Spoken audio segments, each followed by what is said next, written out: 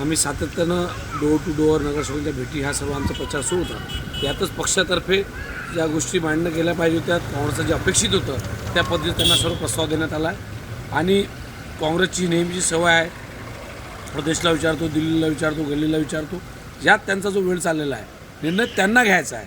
कारण त्यांचा उमेदवार इथं बाहेर गेलेला आहे आणि इथं आम्ही लढतो आहे। 7 ठिकाणी त्यांनी अनपोज भाजपला दिलेला आहे। मग अशा वेळी जर इथं कोणी लढत असेल तर त्याला सोबत दिली पाहिजे, नॅचरल आहे, सर्वांनाच कळतं। आणि मला तर उलट हे आहे की या जिल्ह्यातील नगरसेवक काँग्रेसच्या कार्यकर्त्यांमध्ये मोठा प्रश्न येत्या काळात उभा राहणार आहे की जर आपला फॉर्म, आपला उमेदवार हा निवडणूक लढत नसेल आणि दुसरा उमेदवार त्या ताकदीचा भाजपला टक्कर देत असेल, त्यालाही पाठिंबा द्यायला आपण 8-8 दिवस विचार करत असेल तर कशा पद्धतीनं भविष्यात या पक्षाची वाढ होईल की काय होणार? काय तुमची भूमिका काय असणार आता? आम्ही निवडणुकीला पहिल्या दिवसापासून एकला चलो होतो। आम्ही त्या दिवशी त्यांना सांगितलं काँग्रेसचा उमेदवार सक्षम नाही, आपण आम्हाला पाठिंबा द्यावा। पहिल्या दिवशी फॉर्म भरताना तरी त्यांचा फॉर्म भरला गेला।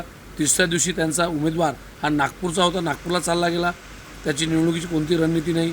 आज तो इंटरव्ह्यू सांगतो मी सोशल मीडियावर लढतो आहे आणि एक आणि अनेक ज्या गोष्टी पुढे आलेल्या आहेत त्या तुमच्या समोर आहेत।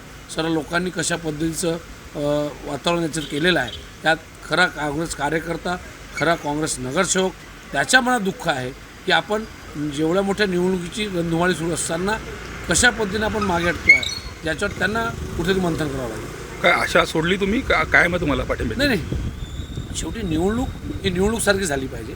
आज त्यांच्या मतांचं कुठंतरी त्यांना जर निर्णय दिला नाही ते मतं कुठं टाकायचे हे संभ्रम राहतील आणि याचा फायदा कुठंतरी भाजपला होईल असा त्यांचा जो काही अँगल असेल। आणि ही निवडणूक तुम्हीच सांगतात की मोठ्या प्रमाणात इथं सर्व आयुधांचा वापर होतो आहे, म्हणजे सर्व आयुध जर वापरत असतील तर कुठंतरी याचे प्रश्नचिन्ह आहे की ही पाठिंब्यासाठी तर कोणी थांबत नसेल।